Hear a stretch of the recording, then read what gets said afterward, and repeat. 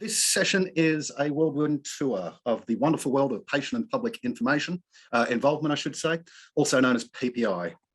Just a quick overview of what I'll be saying, a couple of key concepts. The first is that PPI is an essential requirement for most funding bodies, has been for some time, including NIHR, BHF, CRUK, and a variety of others. It's also a requirement now for NRES ethics applications. You will need to do pre-grant activity. I'll come on to that a bit later. The second concept is that PPI in research refers to an active partnership between members of the public and researchers.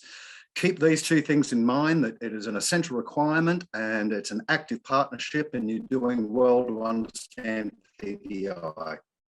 I'm going to briefly talk about the why, the what, and the who of PPI in research.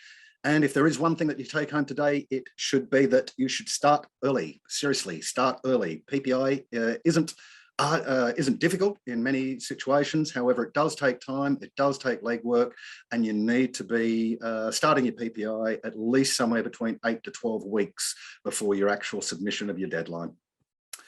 Why is PPI important? Well, the most pragmatic reason is it's because it's a requirement for the NIHR and most other funding bodies, although I would check the definitions and the guidance from the different funding bodies because they view PPI. However, the reason why it's a requirement for funding bodies is two very important principles. One is the democratic principle. Patients and the public actually pay for healthcare research, whether that's through taxation to allow NIHR to fund researchers, or through charities. So patients and the public are also directly affected by the research you do. And therefore you have the democratic principle and ethical principles, and indeed moral principles, that they do have a right to say how this research is undertaken.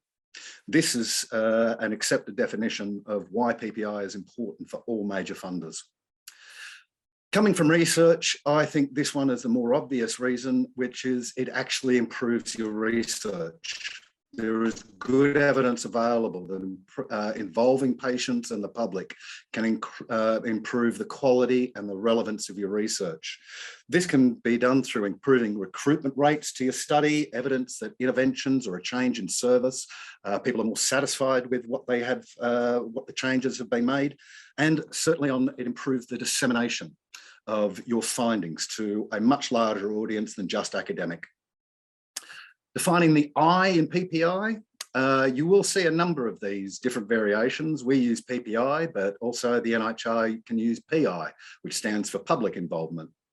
We have PPIE, which is public and patient involvement and engagement.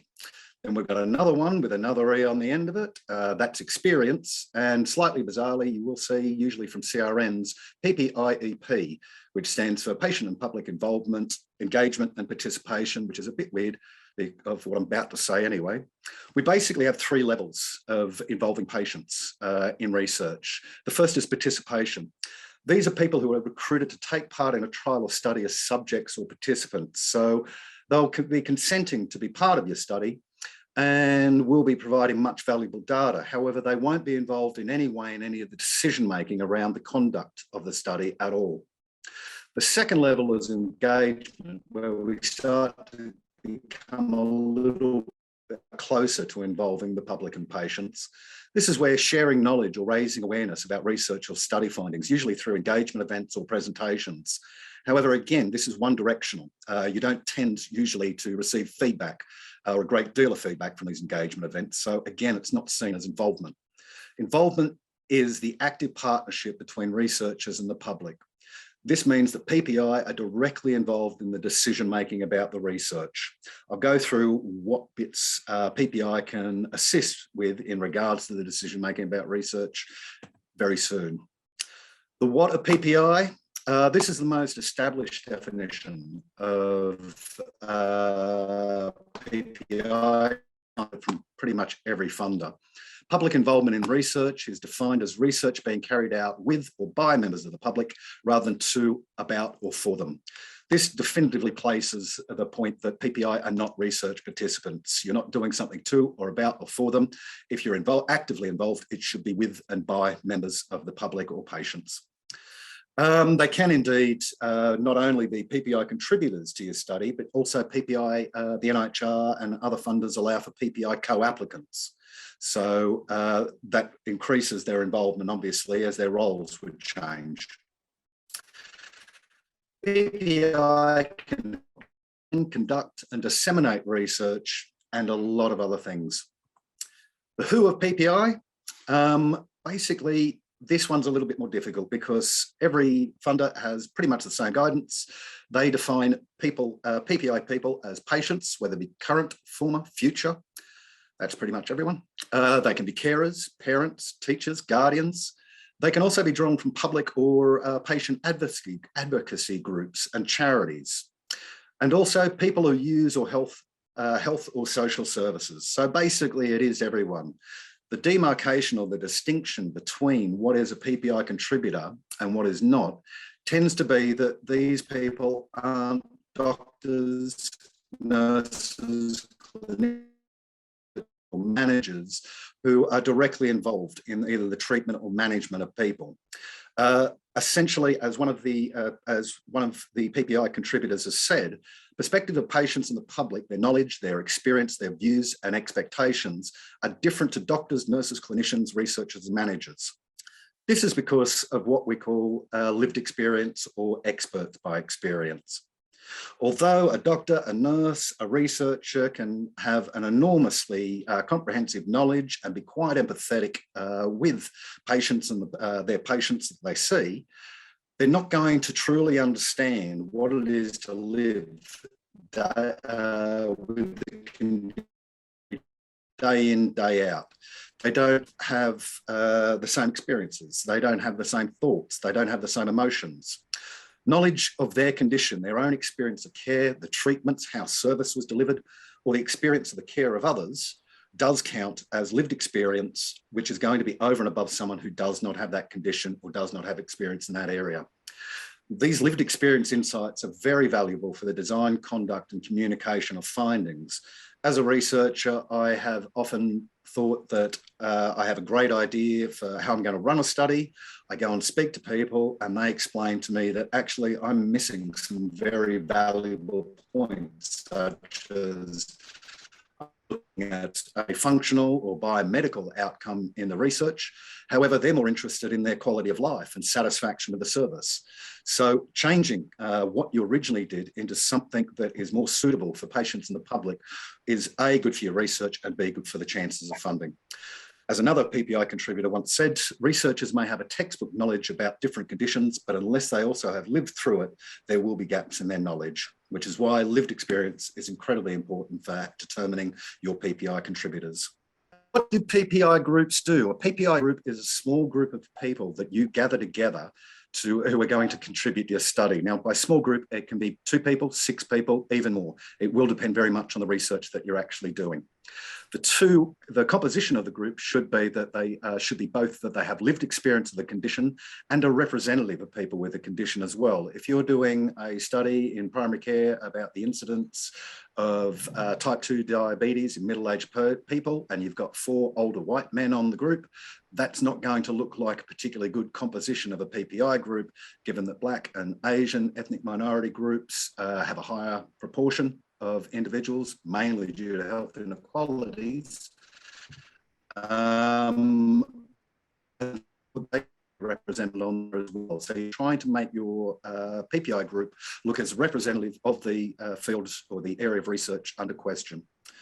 The big 5 things that you will be asking your PPI group about are the design of the research. Are you asking too much of participants? Has it become burdensome for them to act, or does it look like it's going to be burdensome for them to actually participate in your study? Are the aims of the research relevant to patients and the public? You may have a very precise academic research question about what your primary outcome should be. However, have you also considered things like quality of life, satisfaction, other things that are more important than potentially the academic one? Recruitment, PPI are brilliant in providing advice for avenues for recruitment, either ones that you hadn't thought about or ones that you weren't able to access before you got the PPI people together. They will also be writing and reviewing your participant information materials to improve recruitment, and also the expectation that they will be delivering will be helping you write your lay summary as part of your application and for any future finding dissemination. Outcomes are the outcomes of the study relevant to patients and public. Again, sometimes as researchers, we get blinkers on and we don't what we know we can do statistically or know what we can do within the research design that we've started on. However, there will be outcomes potentially that we haven't thought about, and that asking people who actually have the condition will give you a better idea of how to make your research more robust. Analysis, slightly difficult one, but can the PPI assist with the analysis? Many funders actually pay for training needs, whether that be qualitative or systematic reviewing, training the PPI contributors up with an introduction to a particular course to make them better understand how we're doing things, how researchers are doing things. Can the PPI assist with the interpretation of the results? Normally what you're asking again is, are the outcomes relevant to patients? And when it comes to dissemination, asking during the analysis, what do you think are the most relevant to patients and the public, may change your dissemination strategy somewhat to be more appropriate for the groups who are involved in the study. Dissemination, obviously, writing and reviewing public-facing reports they can present to either the public in engagements, events, or they can in fact present at academic conferences, as we've seen quite often. Expectations for PPI, generally two broad requirements. The first is pre-grant activity. This is where you have a meeting with your PPI group, sometimes several meetings if you've got the funding available, to perform prior to the submission of the grant. So this is where they're going to come in and make comments and changes. You'll be asking them about what you're planning, whether or not they agree, and what changes might be made. However, to do the PPI activity, what you're going to need first is a PPI plan or a draft PPI. This details how PPI will be involved throughout the research and appropriately costed. This basically means that when you're writing up your grant application, it's a very good idea to keep in mind where, why, and how you would be involving PPI at each of the major milestones of your research. And of course, it does need to be costed appropriately.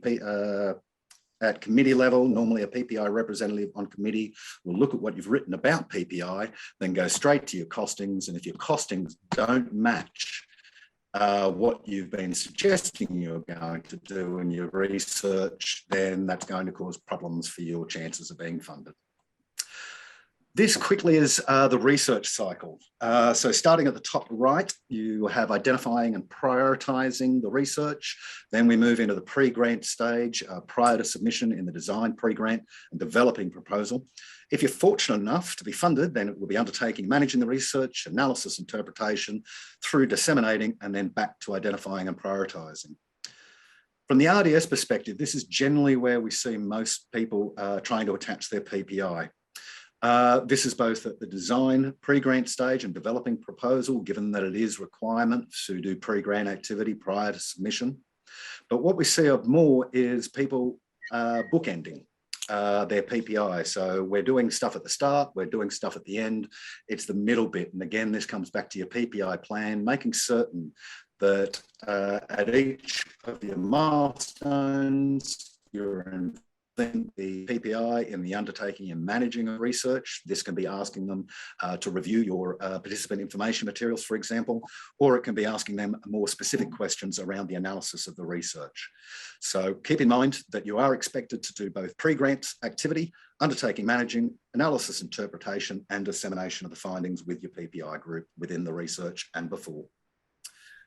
Draft PPI plan, essentially prior to recruitment, it is a really nice idea. Prior to recruiting PPI contributors, it's a really nice idea to have a one-page sheet where half of it is one-page sheet where half of it explains in plain English what your research plan is, what you're requiring, and then the other part, the other half giving an idea of what the roles and responsibilities would be for someone who would who agrees to become part of your study as part of your PPI group. This draft plan then can be taken to the first meeting, and you can inform the initial discussion during the pre-grant activity. For example, some people get overexcited and suggest that they're going to have monthly meetings for the next 3 years with their PPI group. They go to the pre-grant meeting, discuss how do you feel about having a monthly meeting. The PPI guys say, actually, we have lives outside of your research. How about make it every 3 months? You then change that and update your application. Also indicate that these changes have been made in consultation with the PPI group, because that looks really good on application. The finalised PPI plan guides what tasks are being performed, when these happen, costs associated and time required. So it is essentially a PPI Gantt chart, which it goes over the top of your research and is appropriately costed. How to recruit people. There's multiple avenues to recruit, as bizarrely there is no ethics associated with PPI in research as far as NRES is concerned. My best bet is to go to charity and patient advocacy groups. They tend to have people available. It's often difficult to get in touch with them. A bit of persistence. Having a charity or patient advocacy group, especially at the national level, is certainly going to increase your chances of dissemination and increase, I do think, your chances of getting funded as well. Otherwise, there's the old school ways of doing things. I've done these things sitting in clinics, waiting rooms and GP surgeries, handing on this people piece of paper. You will get a lot of no's, but occasionally you do get a yes. You can also advertise on dedicated websites, such as the NIHR have people in research. And if you're from the Thames Valley region, the BRC also have an website where you can advertise opportunities for PPI to get involved in your research. You can go along to public engagement events, or even if you have the funding, run them yourselves to try and attract people who may be interested in your research and then sign them up to your PPI group. Then, of course, there's personal and professional networks. However, this does not include family members. Don't make that mistake. And of course, social media. A little dubious with social media because you're spinning it out into the greater world. Ideally, you're going to be, again, you're looking for people with the condition. And one of the big things I would always say is, before you recruit anybody to your PPI group, make certain you have a chat with them to work out what their agenda is and whether it's different to what you're planning. And because in some cases, you're going to find people aren't interested in what you want to do, what you want to do into what they want to do. That can be quite difficult and cause a lot of problems. Information required, just a summary of what I've been saying, explain what the research study is and why you want them involved, what role and responsibilities will the PPI contributor have in the research, how much time is required and for how long, will they be paid for their involvement, and how will they be reimbursed.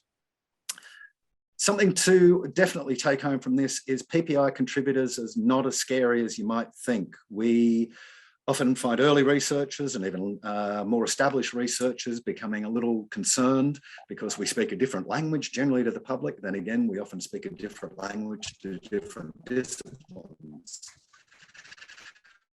PPI contributors aren't simply enthusiastic about the condition or improving the treatments for that condition. They're often interested in knowing how you do things in research as much as they are as improving that, the treatment or delivery of the healthcare. So you will find that you'll be able to have quite good discussions with people about what you're doing and why you're doing things. And it's a lot better than speaking to family and friends who generally are not as interested as PPI representatives in your research. Costing for PPI, payment for time is £25 per hour generally. However, like all remuneration or expenses claims, you're also going to have to cost in expenses, car parking, especially if you're at NHS hospitals. If you're looking at doing engagement events or having meetings outside of the university or your institution, you're going to have to look at venue hire and refreshments. Can also cover childcare or caring expenses for people that will need to get to meetings and need that cost covered. Translation, interpretation costs, and as I said previously, NIHR are in fact very generous when it comes to formal training or courses for PPI contributors. Again, this is something you can ask the PPI contributors in your pre-grant meeting, which better informs your research plan later. The importance of EDI. Thankfully, this has become consistently a very important component of pretty much every funder as well. EDI stands for equality, diversity, and inclusion. Overall, there's been a lack of representation of the seldom heard groups, for want of a better word, in research and service delivery. And there are obvious health and care inequalities as well. These inequalities are age, race, ethnicity, disability, gender, region, geographical location, socioeconomic status, to name a few. If you go to the NIHR webpage, you'll find their work on EDI, and that they do want both your research and the PPI very as representative as possible of the area of research you're undertaking. Need to ensure that PPI contributors are representative of all the people who would benefit from this research. I'll just quickly go through UK national standards. I'm sure I'm running late. This is something I think you should look at. Effectively, it's a framework for what good public involvement in research looks like.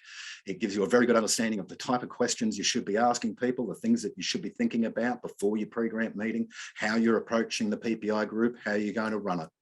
It is intended to be used with any method or approach to public involvement. These are the 6 national standards, which include inclusive opportunities, working together, support and learning, governance, communications, and indeed the impact that PPI has had on your research. Resources, quite a number. UK standards for public involvement at the top there. The NIHR have briefing notes for researchers. If you find the old involved briefing notes for researchers, they are exactly the same.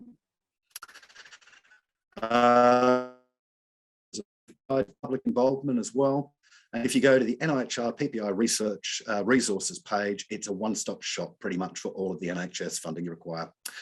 More specific resources, the very difficult to read costing resources. There's a good book really from the University of Western England about how to evaluate PPI in research, and the EDI toolkit is also available. So in summary, PPI is an essential part of the development and writing of your application, important to involve people who have lived experience and who are representative of the group with the condition. Read the guidance. Funders have different interpretations of PPI, and develop a draft PPI plan when writing up your research proposal. And honestly, not as scary as most people think, usually rewarding, most often rewarding to be honest, but definitely takes time and effort.